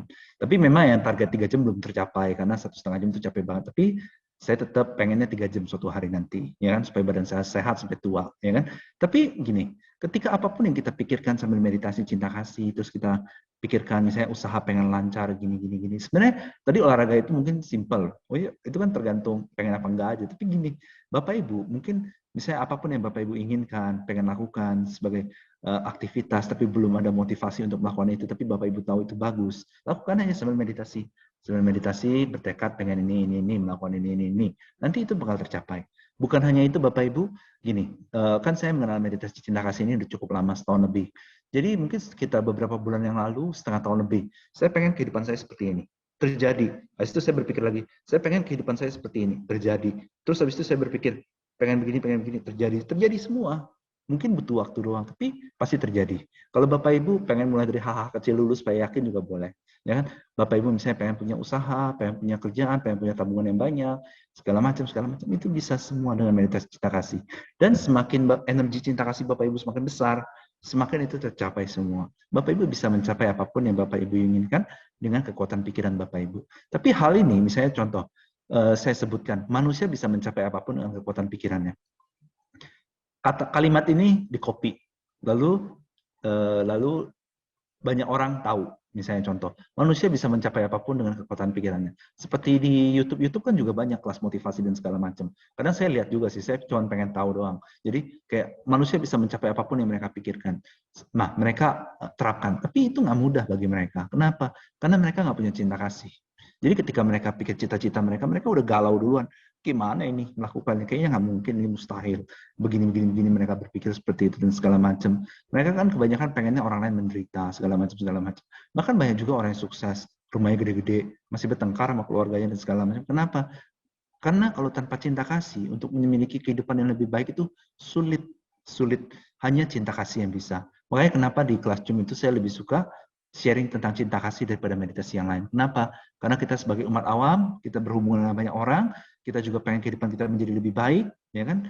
Caranya adalah cinta kasih. Oke, Bapak Ibu coba pikirkan dulu kehidupan Bapak Ibu mau seperti apa.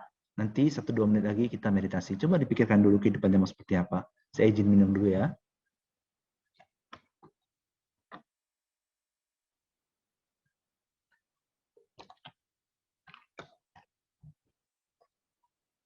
Nah, oke, sudah terpikirkan apapun itu Bapak Ibu. Bapak Ibu jangan berpikir, wah kayaknya nggak layak. kayaknya gini, kayaknya gini. Tenang, karena kan belum mulai meditasinya. Tapi kalau pas sudah meditasi muncul, Bapak Ibu akan yakin mencapai itu semua. Ya, yang penting cita-cita ini tidak merugikan siapapun, tidak merugikan siapapun ya. Yang penting cita-cita ini tidak sengaja merugikan siapapun. Oke, sebelum meditasi ada pertanyaan, coba saya nanya dulu. Saya baca dulu dari sahabat Dhamma. Tapi saya baca yang ini dulu ya, cita-cita kehidupannya dari sahabat Dhamma Edil lain. Nanti sahabat Dhamma Musdakir saya akan jawab, tapi nanti ya. Cita-cita kehidupan mau seperti apa? Apakah perlu divisualisasi? Ada beberapa cara, tapi sambil bayangin aja juga nggak apa-apa, dibayangin aja. Tapi nggak usah divisualisasi begitu kuat ya. Dibayangin aja, ya, oh begini, begini, begini, begini. Atau misalnya diaspirasiin juga boleh. Tergantung Bapak Ibu mau pakai cara bayangin atau aspirasiin, ya kan? Tapi visualisasinya jangan terlalu kuat, karena kebanyakan orang ketika dibilang visualisasiin, nanti mereka visualisasinya kuat-kuat, jangan dibayangin aja. Oh pengen seperti ini, atau diaspirasiin aja, pengen keluarga harmonis, pengen makmur, itu aja cukup. Pilih salah satu dari dua itu, dibayangin atau diaspirasiin. Sambil tapi yang paling penting cinta kasih, ya. Dari sahabat Dhamma Musdakir saya jawab, Pak Paulus, cara menghilangkan kekhawatiran karena ramalan masa depan gimana ya?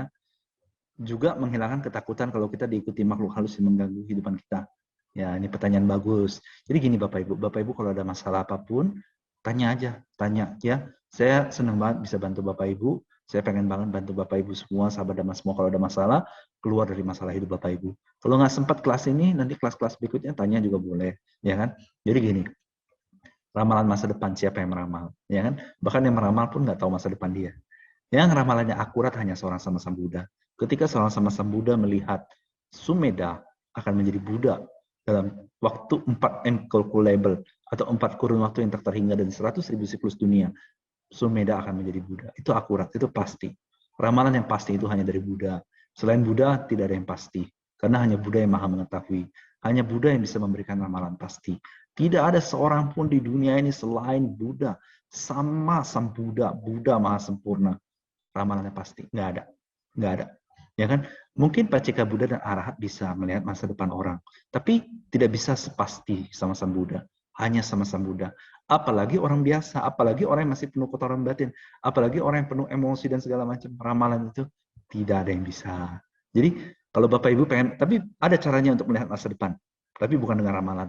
Caranya adalah Bapak Ibu meditasi, apapun yang muncul lewat pikiran itu adalah cerminan masa depan. Seperti itu Bapak Ibu ya. Jadi makhluk halus yang mengikuti, Bapak Ibu juga nggak usah khawatir. Kenapa? Orang yang punya cinta kasih, ini saya kasih tahu aja lah. Kadang saya jarang kasih tahu ini, tapi kadang saya kasih tahu aja lah, nggak apa-apa.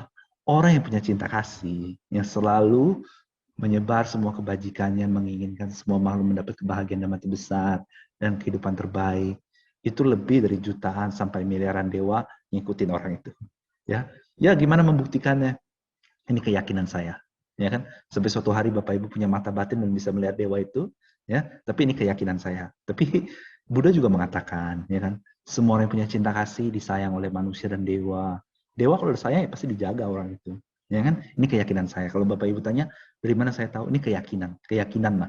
Jadi orang yang punya cinta kasih selalu menyebar semua kebajikannya demi semua makhluk mendapat kebahagiaan dan mati besar dan kehidupan terbaik, lagi dan lagi. Itu ada jutaan sampai miliaran dewa yang ikutin dan melindungi orang itu. Dan bahkan dewa-dewa yang ada di alam dewa selalu mengamati orang itu. Karena tugas dewa itu satu, menjaga manusia yang bajik. Ya, tapi kenapa masih ada kesulitan-kesulitan dalam hidup? Kalau ada yang bertanya, ya pastilah, karena namanya karma.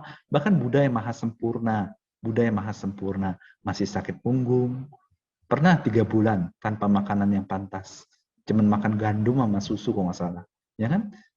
Murid Buddha di berapa alam? 10.000 alam dewa dan Brahma, 10.000 alam semesta, dewa dan Brahma. Emangnya mereka nggak bisa kasih makanan kepada Buddha?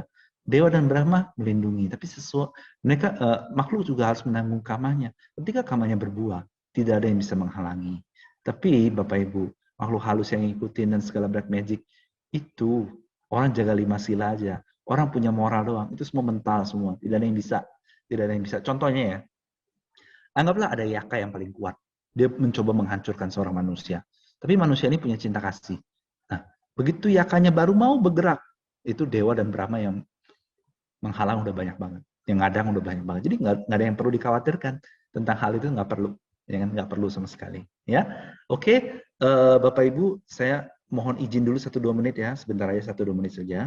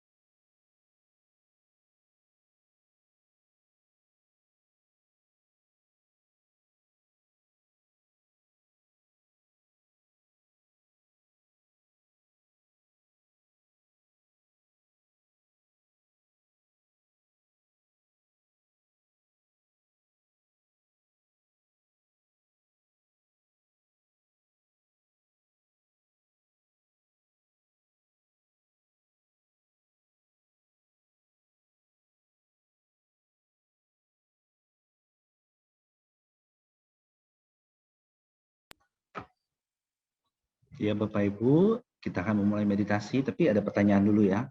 Saya coba baca dulu pertanyaan. Dari sahabat nama Denis. Nama budaya, Pak. Saya Denis Ngatino dari Kota Medan, izin nanya. Bagaimana solusi yang tepat mengatasi kebencian yang dari orang tua? Kebencian terhadap tetangga. Oh, ya, jadi baguslah ada pertanyaan ini. Jadi caranya adalah gini, sahabat Damana Denis bisa seperti ini, meditasi, mungkin 10 menit, 20 menit, sering-sering aja, meditasi 10 menit, 20 menit, 30 menit, Bapak Ibu juga bisa lakukan, kalau misalnya ada masalah nih, pengen diselesaikan dengan cepat, gimana caranya? Bapak Ibu duduk meditasi, 20 menit sampai 30 menit, sering-sering aja, sambil meditasi, sambil menyebar semua kebajikannya, berpikir. Saya contoh, sahabat Damana Denis ya, semoga orang tua saya mengerti cinta kasih, dan tidak membenci siapapun lagi, bisa berkembang dalam dhamma. Terus saya seperti itu selama 20-30 menit. Visualisasinya juga boleh. Oh, kedua orang tua saya hidup tanpa amarah, bisa memaafkan siapa aja, ini segala macam. Terus lagi dan lagi, terus. Nanti sahabat Denis akan mengetahui apa yang harus dilakukan. Seperti yang tadi saya bilang, tadinya saya malas olahraga, tapi saya tahu kekuatan pikiran, jadi saya sambil meditasi aja. Daripada saya mikirin bagaimana harus rajin olahraga, jadi saya pilih meditasi. Pas meditasi saya pikir, saya pengen sehari saya bisa meditasi olahraga 2-3 jam, 3 jam lah kalau bisa. Terus seperti nggak berapa hari, langsung aja, coba 10 menit dulu, coba 20 menit, 30 menit dulu, capek 1 jam, 1,5 jam, terus seperti itu, ya kan? Nah, sahabat Denis mungkin jangan berpikir gini, semua Bapak Ibu sahabat Dhamma jangan berpikir, tapi kan sekarang saya belum ngerti caranya. Nanti kalau saya berpikir kayak gitu gimana? Jangan berpikir seperti itu. Nanti kalau Bapak Ibu semakin sering visualisasiin, semakin sering meditasi. Jadi gini Bapak Ibu, kalau misalnya saya ngerti lah, kadang meditasi bersama itu energinya lebih besar. Bahkan ini terjadi juga di diri saya. Saat via Zoom itu saya meditasinya lebih bersemangat. Jadi kalau Bapak Ibu setiap Selasa, Jumat, kalau nanti ternyata Minggu udah rutin, juga ikutin Selasa, Jumat, Minggu, terus meditasi bersama sambil bisa visualisasiin cita-cita Bapak Ibu. Tapi kalau lagi nggak Zoom juga nggak apa-apa, Bapak Ibu sambil, kalau misalnya ada 2 cara sahabat Dhamma Denis. Sahabat Dhamma Denis bisa sambil meditasi, sambil visualisasiin. Atau kedua, baca parita, misalnya baca parita Metta Sutta.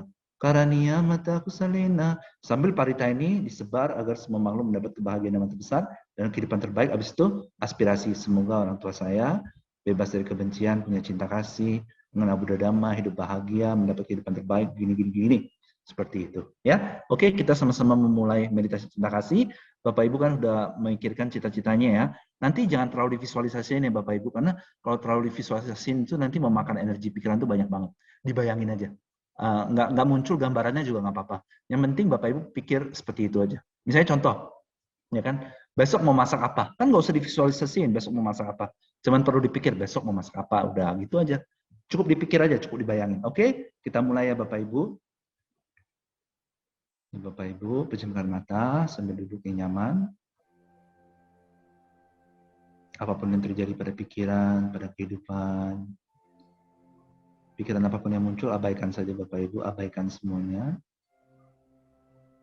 Terima dan abaikan, terima dan biarkan. Bapak Ibu biasa berkehendak, menginginkan semua kebajikannya disebar, agar semua makhluk mendapat kebahagiaan damai yang terbesar. Terus seperti itu Bapak Ibu. Terus Bapak Ibu bisa sambil ngebayangin cita-cita luhurnya seperti apa. Semoga semua masalah cepat beres juga boleh.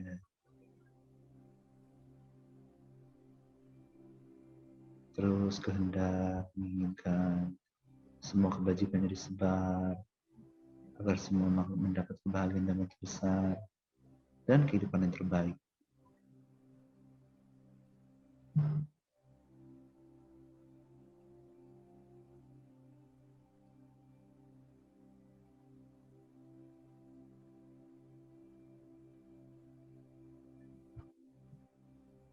Terus sambil bayangkan Bapak Ibu, cita-cita luhurnya dibayangin aja, atau dipikirkan juga boleh, sambil kehendak menginginkan semua kebajikannya disebar, agar semua makhluk mendapat kebahagiaan yang terbesar dan kehidupan yang terbaik.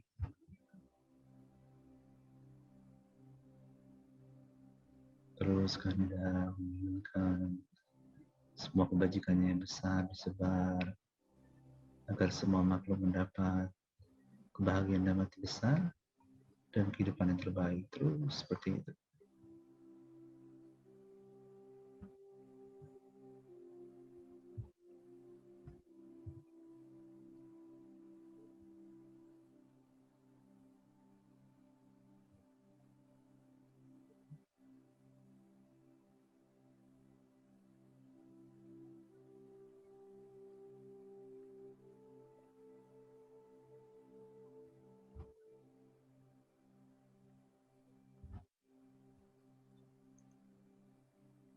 Apapun cerminan pikiran Bapak Ibu saat ini, itu adalah cerminan kehidupan Bapak Ibu di masa depan.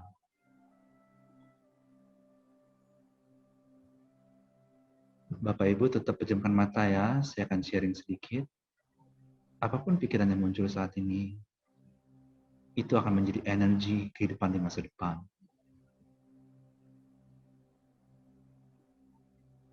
Itu adalah cerminan kehidupan Bapak Ibu di masa depan. Terus meditasinya Bapak Ibu, kehendak menginginkan semua kebajikannya disebar, agar semua makhluk mendapat kebahagiaan yang terbesar dan kehidupan yang terbaik. Terus pejamkan mata ya Bapak Ibu meditasinya. Apapun pikiran Bapak Ibu saat ini, itu adalah cerminan kehidupan Bapak Ibu di masa depan.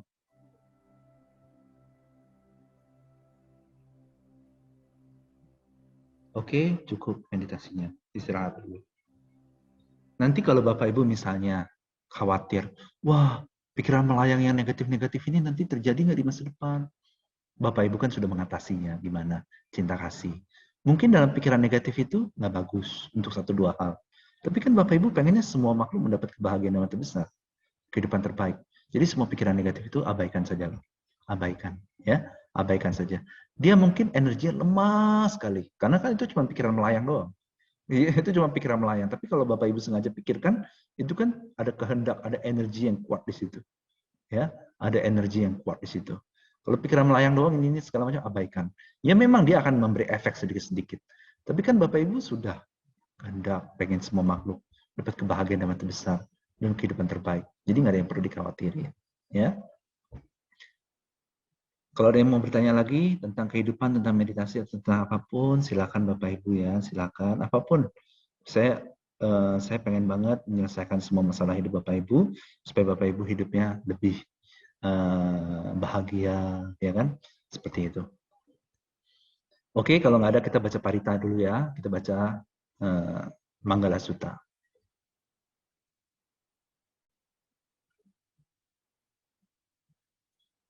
Oke, kita mengundang dewa dulu. Gini Bapak Ibu, salah satu cara untuk disukai dan disenangi para dewa selain meditasi cinta kasih adalah sering baca Parita.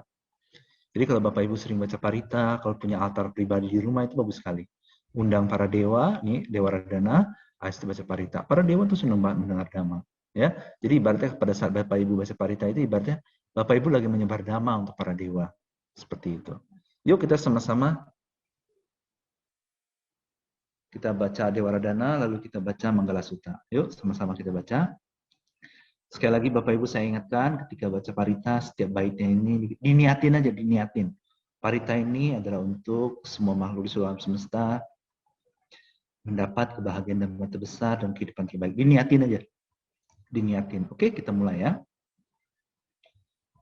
Samanta cakawalisu atragacantu dewata sadama muni rajasa sunanto sagamo kadang dhamma sawana kalo ayam badanta dhamma sawana kalo ayam badanta dhamma sawana kalo ayam badanta namo tassa bhagavato arahato sama sambuddhassa namo tassa bhagavato arahato sama sambuddhassa namo tassa bhagavato arahato sama sambuddhassa Yaminggalang dadasahi cintangi susandewaka sotanana niga canti atati sanca minggalang desitang dewa dewena sabapa winasana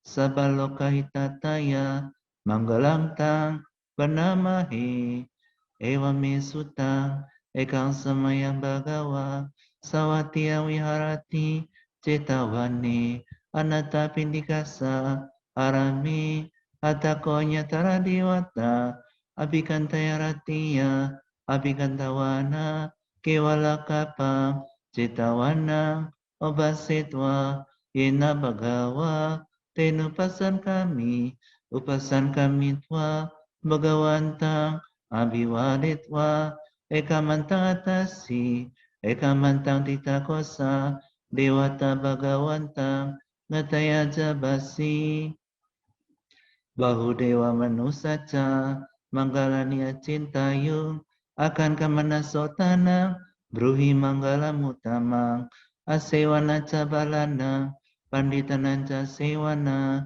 Pujaca pujaniana Eta manggala mutamang Patirupa desa wasoca Pubeja kata punyata Atas sama panidica Eta manggala mutamang bausa canca si panca winayo ca susikito subasita caya waca eta manggala mutamang mata pitu patana utadara sasanggaho anakula cakamanta eta manggala mutamang dananca dhamma cariyaca natakananca sanggaho anawajani kamani eta manggala mutamang arati virati papa majapana casanyamo apa madoca damisu eta manggala mutamang garawo caniwatoca santuti cakatanyuta kalena damasawanang eta manggala mutamang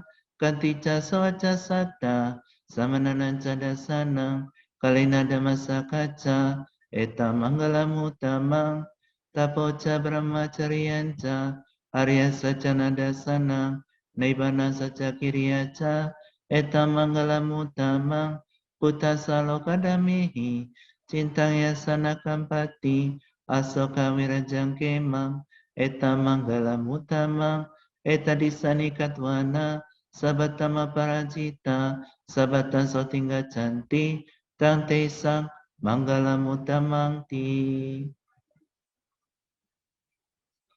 Ada pertanyaan ya dari sahabat Dhamma. Nama budaya Romo apa boleh jika di-share? PPT Parita. Apa ya PPT itu ya? Pembacaan Parita ya. Agar bisa dibaca sendiri juga. Kalau misalnya tulisannya nanti akan di-twin. Kalau misalnya PPT, bentar di-share PPT.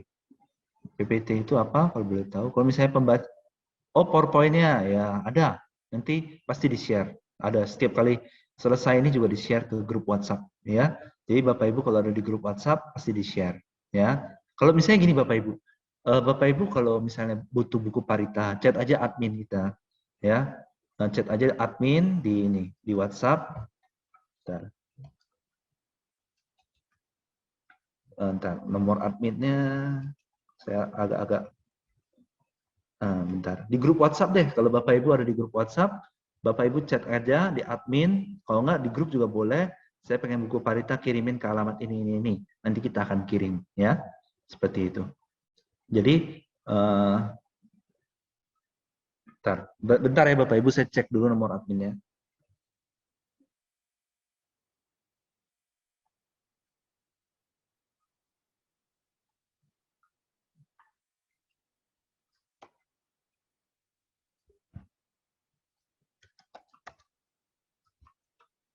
Nah, nanti itu nomor adminnya, ya. Oh, ini direct message sebentar ya. Nah, ini nomor adminnya, ya. Bapak Ibu tinggal chat aja di nomor ini. Saya peserta meditasi, nama saya ini, tolong kirim, ya, seperti itu. Nanti kita akan kirim, ya. Nggak berdana ongkir juga nggak apa-apa. Untuk Bapak Ibu yang sering ikut kelas meditasi atau yang ikut kelas meditasi tanpa berdana ongkir juga nggak apa-apa, ya. Chat aja di situ, oke? Nah, Bapak Ibu, ini kan udah mau jam 9, kalau Bapak Ibu ada pertanyaan silakan ya. Kalau nggak ada, mungkin kita akan baca Parita Ratana Sutta. Kita meditasi lagi yuk. Jadi pas meditasi, ya Bapak Ibu, jadi gini, saya akan sedikit sharing dah. Mulai dari sekarang sebenarnya Bapak Ibu nggak usah terlalu pusing akan hidup. Ini intinya. Mungkin setiap orang kan ada masalah dari waktu ke waktu. Ya kan mungkin ada yang malu bertanya gimana solusinya gini-gini. Tapi nggak apa-apa. Jadi gini, kalau Bapak Ibu punya masalah hidup atau apa, bagaimana sih cara menyelesaikannya? Satu, jangan terlalu dipikirkan. Ya, masalah itu jangan terlalu dipikirkan. Karena apa? Ketika seseorang terlalu memikirkan masalah itu, dan dia nanti ya itu cerminan kehidupannya di masa depan. Dia akan menikmati masalah itu. Dia bersedih, khawatir, kecewa dan segala macam. Akhirnya itu yang menjadi kehidupan dia. Tapi Bapak Ibu tinggal meditasi aja sungguh-sungguh. Setiap kali pikiran itu muncul, kesedihan atau apapun, abaikan aja semua. Terus fokus meditasi, fokus ke cita-cita Bapak Ibu. Terus seperti itu, ya. Nanti juga Bapak Ibu gini aja. Bapak Ibu kan punya HP, tinggal di screenshot aja. Tulisan ini di save. Tulisan yang ini. Semoga dengan semua tabungan kebajikan saya yang besar ini, semua makhluk di seluruh alam semesta mendapat kebahagiaan dan terbesar dan selalu mendapat kehidupan terbaik versi mereka. Kalau Bapak Ibu yang ada di grup, ya kan, nanti akan dikirim, ya. Tapi kalau Bapak Ibu nggak di grup, nanti ya ini screenshot aja, ya, tinggal di screenshot. Bapak Ibu tinggal meditasi lagi dan lagi. Tapi kalau bisa Bapak Ibu yang belum masuk grup, chat aja admin, minta dimasukin ke grup, ya. Saya juga nggak tahu Bapak Ibu bisa dapat link dari mana karena linknya itu disebarnya di grup aja sih. Jadi kalau bisa Bapak Ibu masuk ke grupnya aja. Jadi kalau setiap kali ada kelas, Bapak Ibu bisa ikut, ya. Nah, oke, kita meditasi lagi. Bapak Ibu bisa sambil berpikir kehidupan seperti apa yang ingin dijalani. Bukan hanya kehidupan ini Bapak Ibu. Bapak Ibu bisa berpikir, semoga di seluruh kehidupan berikutnya saya selalu melatih cinta kasih, saya bijaksana, saya tidak menjadi orang yang tidak bijaksana, semoga saya selalu bertemu dengan Buddha Dhamma Sangha, semoga saya selalu berkeyakinan pada Buddha Dhamma Sangha, semoga saya tidak pernah melukai makhluk lain, semoga apapun nih Bapak Ibu. Jadi bukan cuma kehidupan ini, seluruh kehidupan Bapak Ibu bisa. Misalnya ada yang mau menjadi Buddha atau Arahat, bisa semua, ya kan? Tapi kalau untuk mau menjadi Buddha ya belum pasti tercapai karena nggak mudah menjadi Buddha. Tapi kalau mau menjadi ada keinginan yang menjadi Buddha terus berjuang cinta kasih terus suatu hari berpikir kayaknya jadi arahat aja lah, terbebas dari tumimba lahir aja, nggak mau lama-lama lagi di dalam tumimba lahir, itu juga boleh, ya, seperti itu. Ada yang bertanya dari sahabat Damarena? Malam Romo, kalau misalnya fisik sedang sakit, selain minum obat, adakah cara supaya lebih cepat sembuh? Atau harus baca parita tertentu apa? Oke. Jadi caranya adalah sahabat Damarena, caranya adalah ya minum obat udah bagus ya. Minum obat, makan yang banyak, terus jadi gini, sebenarnya orang yang sering olahraga, kalau mereka sakit, mereka lebih cepat sembuh. Jadi kalau bisa, kalau udah sehat, sering olahraga. Jogging, atau misalnya senam, atau misalnya sepedaan. Tapi kan mungkin sekarang nggak boleh sering keluar rumah ya. Sepedanya yang diem aja, ya itu juga nggak begitu mahal kok. Jangan sepeda yang diem, kalau misalnya bisa. Kalau nggak jogging aja sambil lari di tempat, atau misalnya itu olahraga, ya kan. Tapi gini, pada saat sakit, kalau cara saya menghadapi saya lagi sakit itu gimana? Saya biasa kalau misalnya nggak kuat, saya rebahan, habis itu sampai cinta kasih sekuat-kuatnya terus memang pikiran jasmani saya agak demam, agak sakit, tapi pikiran saya nggak sakit, enak aja terus meditasi. Kalau nggak misalnya sambil duduk, kalau nggak misalnya sambil baca parita. Kalau Bapak Ibu pengen baca parita, itu baca parita Bojangga. Jadi ada 3 orang, saya lupa siapa aja, tiga tiga biku arahat ya. Salah satunya sama Sang Buddha kalau nggak salah. Sama Sang Buddha, Mahamoggallana dan Bante Mahakassapa pada saat mendengar Parita Bojangga menjadi sembuh. Tapi kan mereka kan Buddha dan arahat ya kan, kalau mungkin kayak masih kita belum tahu ya kan. Maaf, ini nomor untuk apa? 0818 0817 911. Tadi koneksi sempat terputus. Tapi gini, ini nggak usah ditelepon, jangan ditelepon, di SMS aja, di WhatsApp aja. Di WhatsApp aja ya, di WhatsApp nanti dibales. Pasti dibales ya. Kalau nggak, nomor yang ini deh, saya kasih satu lagi ya.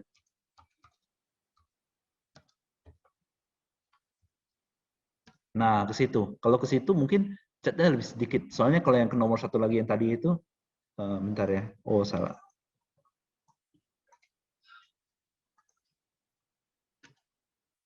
Ya, ini nomor yang tadi saya kirim nih. Kalau ke nomor yang admin ini kan mungkin chatnya banyak banget ya kan, karena kan di situ member semua ada di situ. Nah di sini yang 08 ini Bapak Ibu bisa baca di chatnya 084 kali 088 188. Di situ chatnya lebih dikit. Jadi Bapak Ibu bisa langsung chat aja ke situ.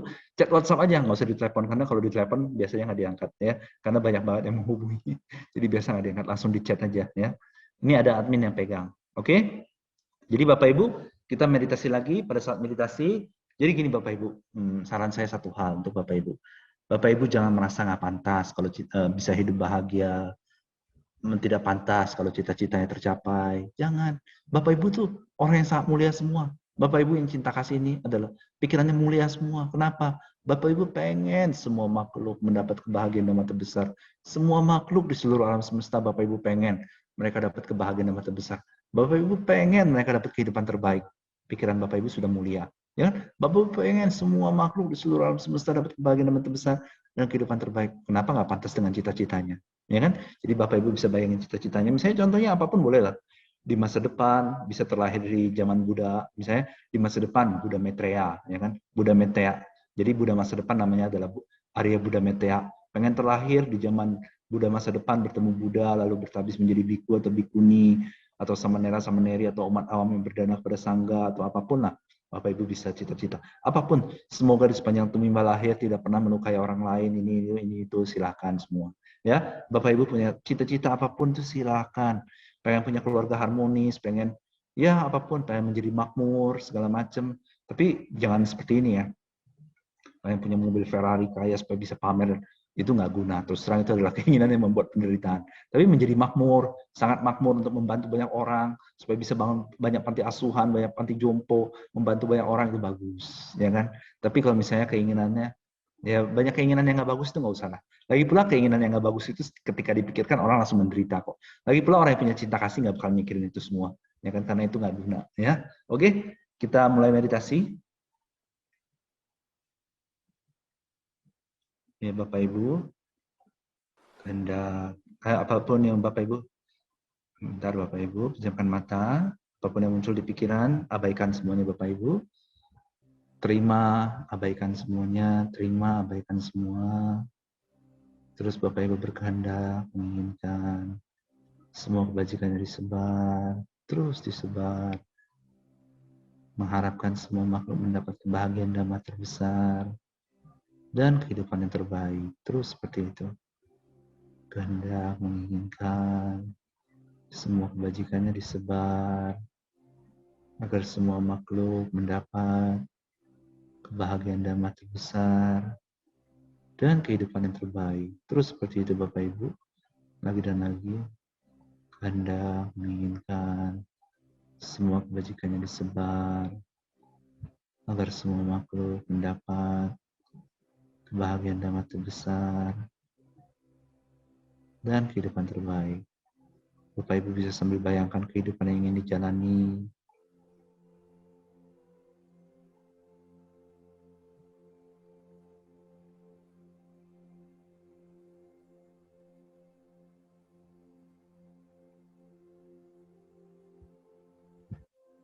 Terus kehendak, menginginkan semua kebajikannya disebar agar semua makhluk mendapat kebahagiaan damai terbesar dan kehidupan yang terbaik. Terus seperti itu Bapak Ibu.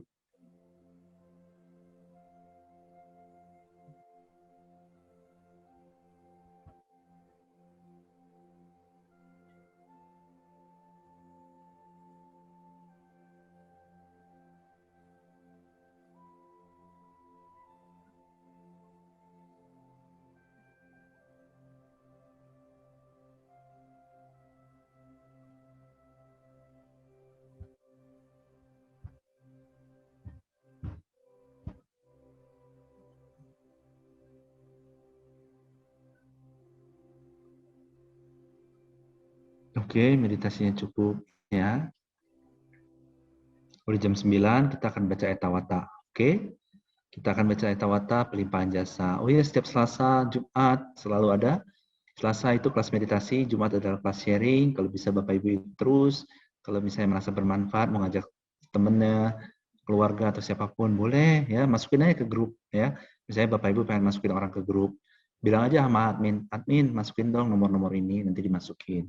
Ya, oke, kita akan baca ayat Tawata. Jadi gini Bapak Ibu, banyak dewa dan Brahma juga mengharapkan pelimpahan jasa. Kita sebarkan jasa kebajikan ini kepada semua makhluk.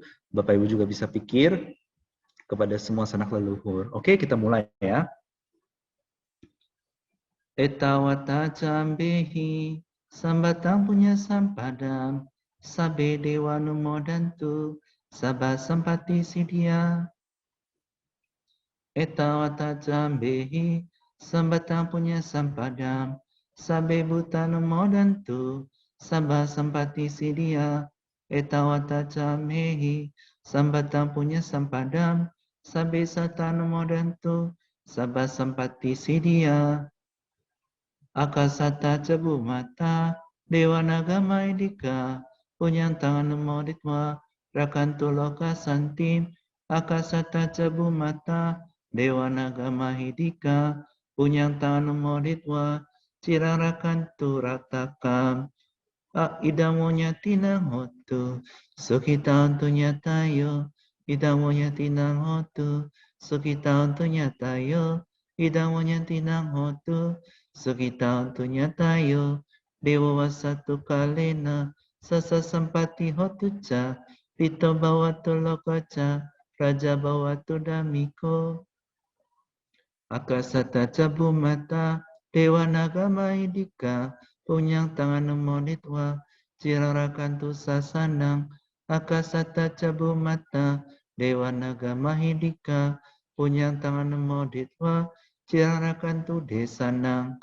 Akasata cabu mata, dewa naga mahidika, punyang tangan numoditwa, cirarakantu mamparangti. Oke, Bapak Ibu bisa ngulang ya, kita pelimpahan jasa kepada semua sanak famili yang telah meninggal. Saya bacakan, Bapak Ibu bacakan juga, ulangin aja ya. Semoga semua kebajikan ini diterima oleh sanak famili yang telah meninggal. Semoga jasa kebajikan ini diterima oleh sanak famili yang telah meninggal. Semoga jasa kebajikan ini diterima oleh sanak famili yang telah meninggal. Sadu, sadu, sadu. Terima kasih Bapak Ibu sudah mengikuti kelas sharing damai ini. Semoga Bapak Ibu bisa cinta kasih setiap saat, semua cita-citanya luhur tercapai, semua masalah hidupnya berlalu. Ya, kalau bisa Selasa Jumat ikut lagi ya. Terima kasih, Anu Mudana.